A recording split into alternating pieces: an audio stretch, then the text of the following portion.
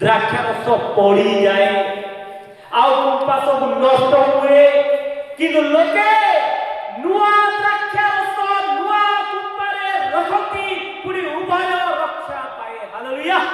ଆଉ ଅଧିକ ମୁଁ କିଛି କହିବା ପାଇଁ ଚାହୁଁ, ଛୋଟ ଛୋଟ ପିଲା ଅଛନ୍ତି, ମାତ୍ର এই ଦୃଷ୍ଟାନ୍ତରୁ ଦୁଇଟି ବିଷୟ ଆମେ ଦେଖିବା।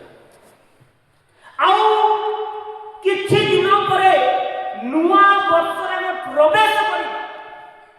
We will be entering into the new year.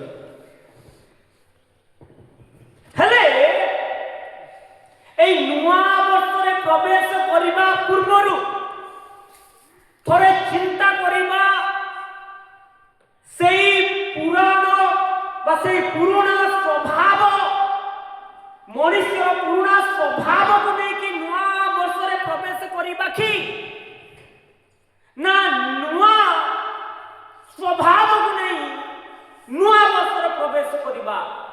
Bible ପ୍ରକୃତରେ କ୍ୟାଲେଣ୍ଡରକୁ ନେଇକି ଅତି ଗୁରୁତ୍ୱ ଦେଇନାହିଁ।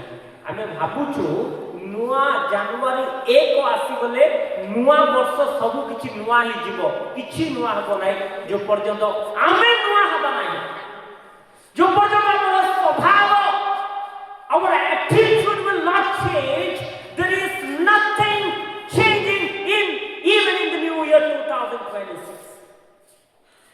যদি ଆପଣଙ୍କୁ ନୂତନୀକରଣ ହେବା ପାଇଁ ଚାହୁଁଛନ୍ତି, ତାହେଲେ ପ୍ରଥମ ବିଷୟ ହେଲା ଆପଣ ପ୍ରଥମରେ ନୂତନୀକରଣ ହେବାକୁ ପଡ଼ିବ।